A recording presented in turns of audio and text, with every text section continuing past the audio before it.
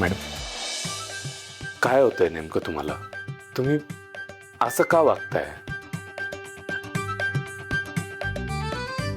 आता काय सांगू तुला, मला सत्या गेलेल्याचं दुःख दाखवताही येत नाही आणि तो जिवंत असल्याचा आनंद लपवताही येत नाही.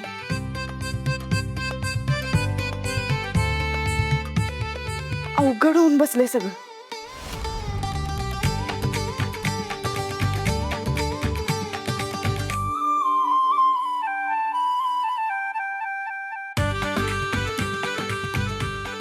मॅडम, काय झालं?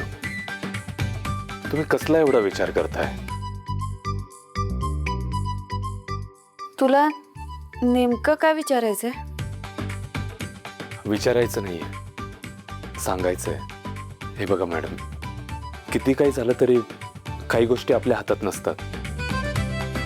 आपण माणूस आहोत, आपल्याला जसं हवंय तसं होत नसतं. एस्पेशली मरण, ते आपल्या हातात नसतं. त्याने जितकं आपल्या नशिबात लिहिलंय आपण तेवढंच जगतो.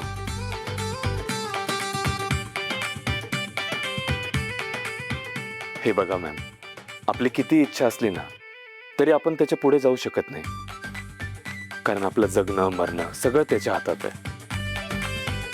मॅम, आपलं आपल्या माणसांवर किती प्रेम असलं ना तरी एक ना एक दिवस आपलं माणसं आपल्याला सोडून जाणारच आहे आणि आपणही त्यांना सोडून जाऊ. दिस इज द अल्टिमेट ट्रूथ आणि आपण हे बदलू नाही शकत. मॅम, सत्य हे कटू असतं आणि आपल्याला ते मान्य करायलाच लागेल. आणि ह्या केसमध्ये तुम्हाला मान्य करायला लागेल की सत्यदादा आपल्याबरोबर नाही आहे आता. प्लीज तुम्ही दुःखी नका होऊ आणि त्याच गोष्टीमध्ये अटकून नका बसू आता. मॅम, आय स्ट्रॉंगली फील की तुम्ही सत्य स्वीकारून तुमच्या पुढच्या आयुष्याचा विचार केला पाहिजे. आता जर का मी याला विरोध केला तर सत्य जिवंत आहे की काय असं संशयाचं याला. नाहीतर बराच वेळ मला समजवण्याच्या नादात माझ्याशी वाद घालत बसेल. मला सत्याला भेटायला पण जायचंय. आता याला कसं बाहेर काढू इथून? जाऊ दे, थोड्या वेळ याच्या हुला हो करते.